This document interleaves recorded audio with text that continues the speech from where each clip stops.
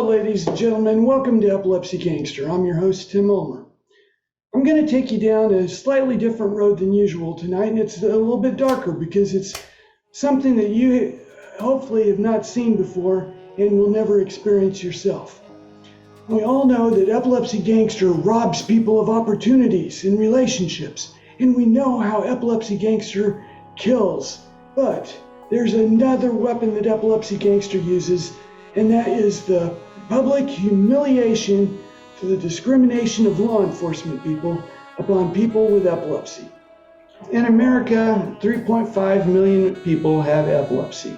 Somewhere between 250,000 to 350,000 Americans a year are needlessly arrested just because they had an epileptic seizure. I'm going to introduce you to two guys who have had that happen to them. And despite the rage that's going to arise, I want you to can it, stop it, put it on hold. Instead, listen to how these men use that experience in a positive, constructive sort of way. Contain the feelings that you have until after this show is over, and I'll give you directions as to what you can do to inform your own police departments as to where they can get the training that's necessary that very well may save your life the next time you have a seizure in public.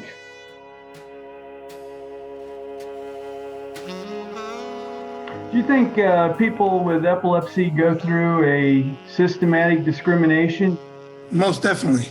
Me being African American male, being just like I was at that time, and not even being given a breathalyzer or a sobriety test, why would I not be given an opportunity to explain, or why wouldn't he be thinking about, oh, something might be wrong with this man's health? That should have been brought to his attention.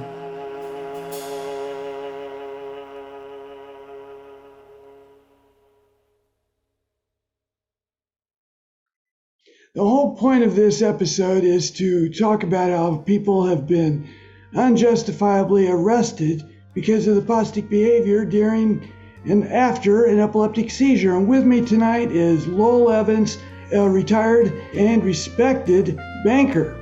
Lowell, you've had quite an experience because of your epilepsy, but first tell us what kind of seizures you have and how they started. Well, thanks for having me, Tim. First of all, my seizures started back in 1980 when I was in college at a fall playing basketball. So I've had epilepsy for quite a while now. Looking at 41 years, I'm very familiar with epilepsy. The type of seizures I have are petite or absent seizures, as we call them, and also complex partial. Well, all these never were part of your career obstacles, were they? No, they weren't. No, not from the start. They weren't getting in the way. But they were instrumental in bringing about a humiliating experience for you. Am I right? Yes. Well, Tim, what actually happened was I'd been seizure-free for quite some time. I was leaving home, and as I was driving down the road, I had that feeling that some people are fortunate to have when they feel a seizure coming on, called aura. And after I felt that aura, which I hadn't felt in years, I said to myself, let me pull over on the side of the road. I pulled off the side of the road, and I pulled into a empty parking lot. And as I pulled into the parking lot, I just sat there and turned off my car. I had passed out. Then when I came to, I was in the back of a police car. Well, it was a surprise to me, as you can see on my face. I'd never been in the back of a police car before. And of course, I was handcuffed. So as my thoughts were coming back to me, I gently said to the officer, was a Caucasian gentleman. I said, sir, what's the problem? And he wouldn't answer me. I said, sir, I think I had a seizure because I have epilepsy. And still, Tim, for some reason, he just would not respond. He had one hand out the window, casually driving around. We walked into the police station, and the officer put me in front of his commanding officer, and just said, sir, I've got a person here that's intoxicated. And inside of me, I was just laughing inside him because I don't drink. Had he given you a breathalyzer test? How do you know that you were drunk? I was pretty sure he hadn't given me a breathalyzer test because if he had, he would have known that there was no alcohol present. The chief of police asked for my identification, everything from the officer, and he ran my ID. He says, Mr. Evans, I don't see any problem with your driving record. Was there something going on that we don't know about here? I said, sir, well, I have epilepsy and I pulled off the side of the road, but I felt a feeling, an aura. He said, what's the aura? I said, sir, that's a feeling you can have, and you may have a seizure and you may not. So just for precautions, I pulled off the side of the road. And that's the last thing I recall until I noticed I was in the back of the officer's car. And the chief of police asked the officer, he said, did you give him a breathalyzer? The officer said, well, he wouldn't answer me. And I said, sir, I couldn't answer you. I don't even remember seeing you. And the officer again said to the chief, he said, well, if he had a seizure, why wasn't he shaking on the ground? Why wasn't he? I said, sir, that's a certain type of seizure. That's a tonic-clonic seizure. He said, well, is there any other type? I said, yes, sir, there's plenty of types of seizures. I said, I have petite mal complex partial seizures. And the chief looked at him, looked back at me. Might have been like a communication there that was there at the scene. I said, there's a lot of communication because I couldn't talk. He was the only one doing the talking evidently. And again, not playing the color card, race card, whatever you want to call it. He didn't give it time for me to come to speak to him or to try to speak to him or anything. But what bothered me mostly, Tim, was that I was parked there and I didn't smell like alcohol. There was nothing around to say that I was drinking. And again, I carried myself in a proper way. It wouldn't seem like I was a person who would be drinking. And it was the middle of the day. I was dressed, I had on the polo shirt, khakis from the dry cleaners. They were pressed, starched with them, everything. Everything would look like I would it would be a casual day at work. So I couldn't see any reason why he would think I'd be an alcoholic in the middle of the day. Absolutely disgusting. The officer that arrested me was kind of embarrassed. But I was on his side. I said, sir, I said, this could happen to any officer because a lot of people, not just police officers, a lot of people do not understand about epilepsy. I said, I was one myself at one time. There's a lack of knowledge out there about epilepsy. But I said, I'm learning more and more. I said, because I found a neurologist, and then I found an epileptologist. And when I started using words like that, they said, what? I said, those are doctors that take care of people who have epilepsy. And I said, I'll be happy to explain more to you, but I also need to turn in my license because I had a seizure. The chief said, you got to turn in your license? I said, yes, sir. Anybody that's driving and has a seizure have to turn in their license. For me to be willing to turn in my license to the police without them asking first, I gained their respect. That is absolutely incredible, Lowell. Yeah. I take my hat off to your the way you handled it very nicely. Yes, I take my hat off to the way you handled it. Well, thank you very much, Tim. But the thing about it is that they just didn't know. And again, there's a lack of knowledge of epilepsy out there. And me, as being a regional director for the Epilepsy Foundation of Virginia, I had to realize that was an opportunity for me to reach more people. Have you gotten your license back? No, not as of yet. I still have to work on getting my seizures totally under control because you have to go 6 months seizure free. And that's what I explained to them as well. They were not aware of that. The law enforcement was not aware of their own law. At that point in time, no, they weren't. They weren't aware of epilepsy. They weren't aware of the rules for epilepsy, with people driving with epilepsy either. But I'm telling you, it put a smile and a laugh inside of me when I told them I was going to surrender my license. Well, Lowell, what's one word of advice that you have for other people with epilepsy? Wear a bracelet that signifies that you have a condition. Put Right here. That's great, Tim. That is great. The officer himself, he didn't even look for one. And I'll be honest with you, I didn't have one at the time, but I wear one now, and I tell everyone to wear one. I think a lot of people can follow your example and your good deeds here.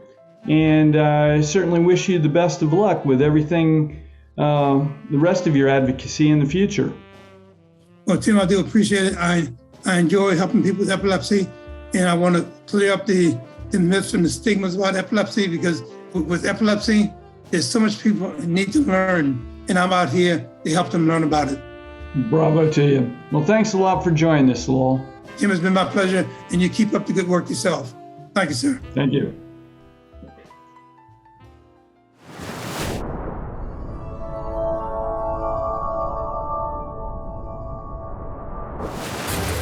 Tim always knew the world was made of different people, the idea of serving others, and loving the United States. Epilepsy made that difficult his entire life, particularly in keeping him out of the Navy. After several failures, the chance came to teach English in communist China.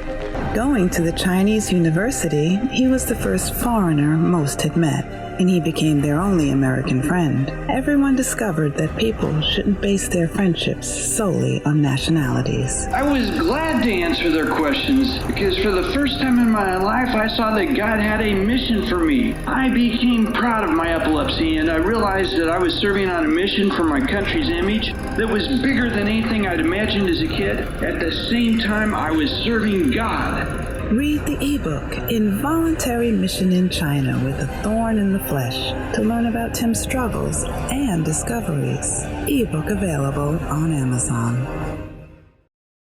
Hi, I am Natalie Beavers, and I am one of the many survivors living with epilepsy. My life has been filled with many ups and downs. It's just a part of life. I am proud of the person that I am becoming, and as I stand in the face of this relentless disorder called epilepsy, I want you all to know that I am me.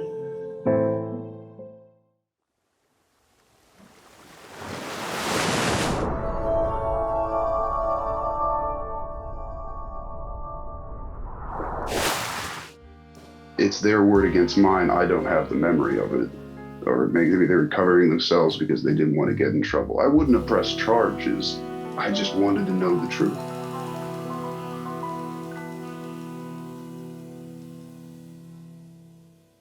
As long as Epilepsy Gangster has been in existence, he's found ways to terrorize people.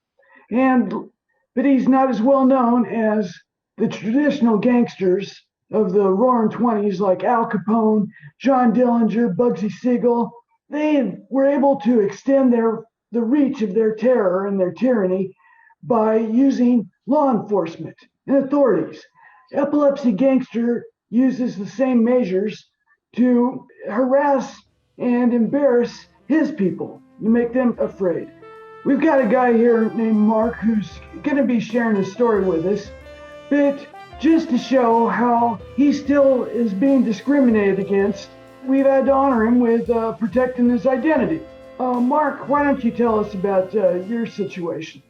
Well, the situations when I was discriminated against, mistreated, come down to two major events in my life, and each one was about 4 years apart. The first one, I felt tremendous pressure on my eyes and on my head, and I put my head in my hands, and then the next thing I knew, it's always the same, the next thing I knew, I woke up handcuffed to a bed. So I have to find out what happened in the interim based off of what other people tell me.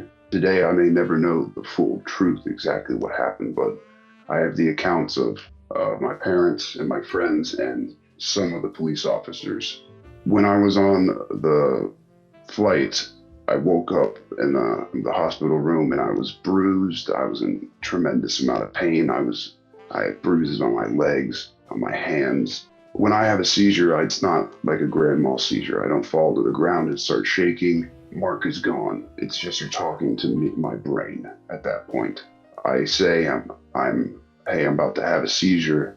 And then once I go into it, you have to leave me alone. You can't touch me. You can't move me. You just have to let me have my seizure in peace so that I can recover. And nobody, and I mean really nobody, knows that that's a seizure. Right now you can't see me really, but I'm a taller, skinnier white male with long hair. So in both of these situations, based on the way I look, the immediate assumption is, he must be on drugs. They never think he's having a seizure. Even though I have a bracelet with the medical alert symbol and a necklace, but on both of these occasions I had them, and they still immediately thought, well, there's something else going on here. They never even thought to call the ambulance. It's always the cops they called first. On the plane, thankfully, they called my parents. They were able to tell the police, well, no, he has epilepsy, but I was already detained and put in handcuffs. So, but on the bus, and that was the worst out of the two. I was on the way back again. I was on the way back from school. I said to the bus driver, I said, hey, ma'am, I'm about to have a seizure. And then I went into, I don't know what's going on. I don't know what's going on. I'm having a seizure. And they called the cops because in both of these situations, on a plane, we need to get these people off the flight. We need to get more people on the flight to take off again. And it was the same thing with the bus. We need to get these students off the bus. We need to get more students on the bus and then take them to class. It was all a matter of time to them as opposed to care, which is what it should be. So they tried to get me off the bus as soon as possible. As soon as the police arrived, she told them I wouldn't comply because I said, I need to sit here. I just need to wait. Please don't touch me. And they wouldn't listen to that. They put me in handcuffs and leg braces and physically carried me off as if I was a corpse. And when they carried me off the bus, there were people I knew who lived at the apartment complex, a friend of mine, who told them he's having a seizure, he has epilepsy. And still, they put me in the back of the squad car and took me away, but only until they finally saw the medical alert symbol, because I came to. Again, this is what I was told. I have no recollection of this. They saw the medical alert necklace. They called the number. My mom explained to them what was happening. They then took me to the hospital, but I still woke up in the bed handcuffed, even after being told I have epilepsy and I pose no threat. They still were like, we're not going to take a chance. He may be on drugs. Put him in handcuffs. How did it feel to actually come to in a hospital when the last thing you knew, you were on an airplane or on a bus? The first time I was just in complete pain because those were my seizures. I wake up with a headache as if someone was hitting you over the head with a rock. But I also had pain all throughout my body because of how I was treated and how I was carried off. I had bruises after the days following both situations. But the first one, I was more relieved that I was okay, that it was just, I had a seizure.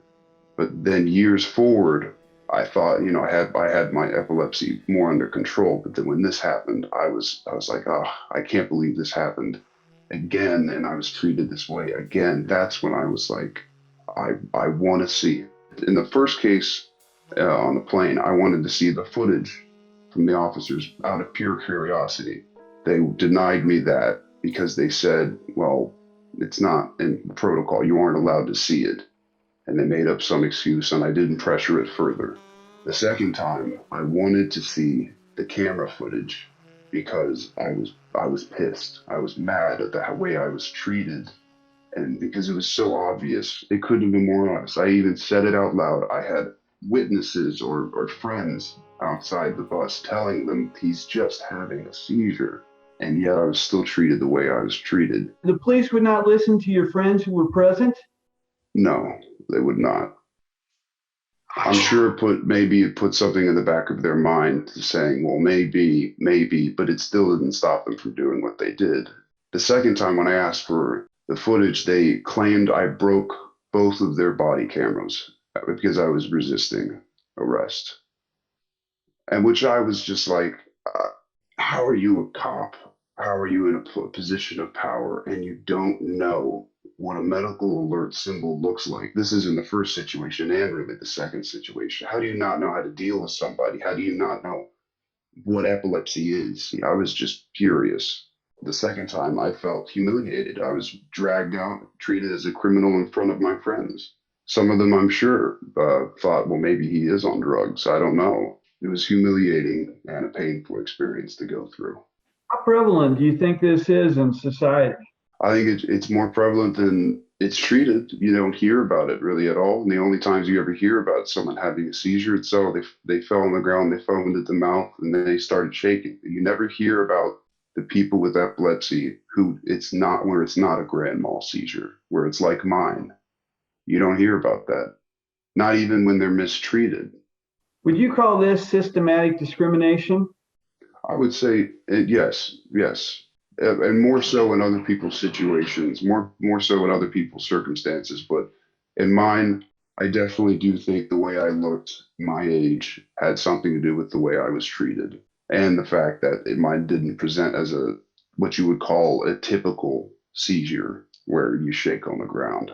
Have these incidents caused you to change your lifestyle or your conduct in any way?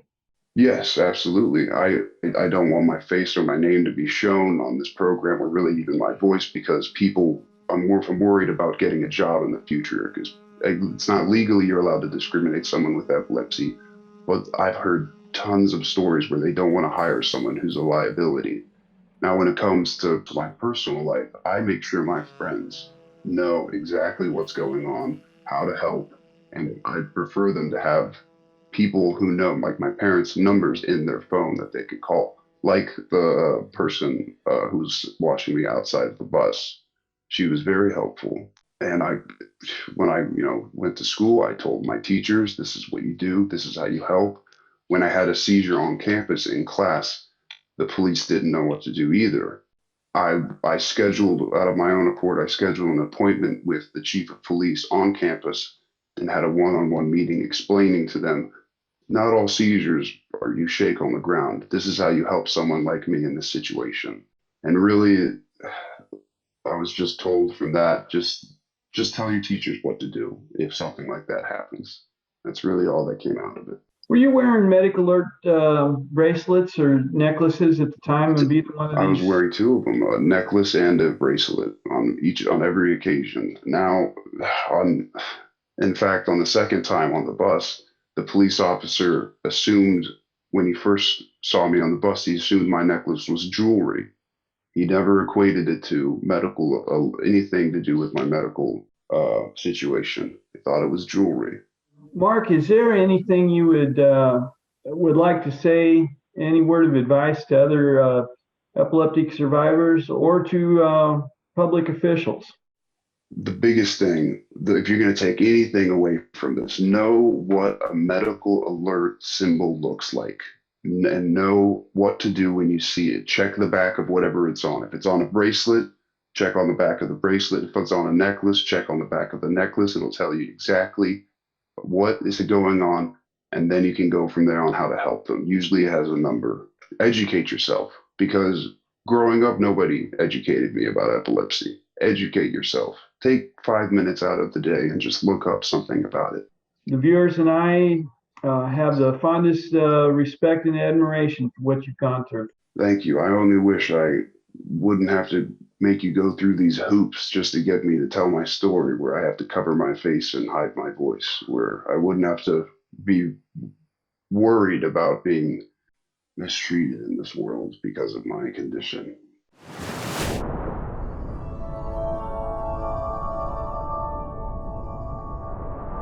The Defeating Epilepsy Foundation is a nonprofit organization dedicated to helping those battling epilepsy. We provide advocacy and educational services to those battling epilepsy at a global level. For more information about our projects and services, please visit our website at www.defeatingepilepsy.org or email us at info@defeatingepilepsy.org. Please like us on social media and follow us so you can see how we are making a difference. Thank you for your support, and together we will defeat epilepsy.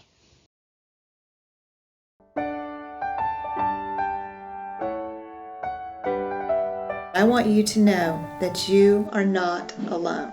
And I was scared to go home because I didn't know what to expect at home. And I knew we had stairs everywhere at home to get in the house, both sides of the house. And granted, after that I was good, but just getting in the house and... What I wish I would have done for the last 30 years. And that is to let people know how much I struggle, how much help I needed, because I didn't get any help. So I wish I would have done that instead of keeping secret about it. Well, Ron and I were very fortunate to find a support group right off the bat. And I have to say it was the most uplifting thing that we could have possibly done.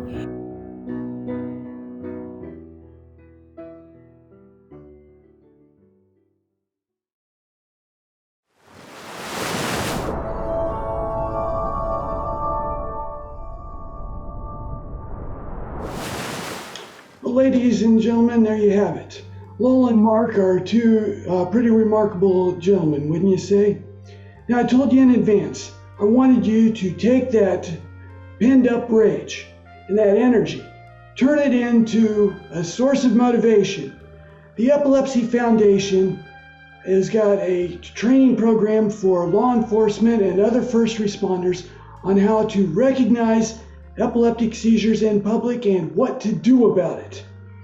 It's very important for them to know this so that people are not arrested mistakenly and maybe even wind up dying because of lack of medical treatment.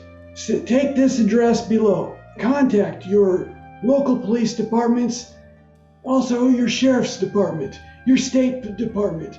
Contact all your other friends who have epilepsy and give them the same address. Let those agencies know that this training exists at no expense. Keep contacting those organizations until you get a personalized response that your message has been received and will be looked into. And Epilepsy Gangster, this time we are getting the law on our side again in our fight against you. The paddy wagon is coming to get you some Epilepsy Gangster. Now for the rest of you, may you be seizure free until we meet again. God bless you.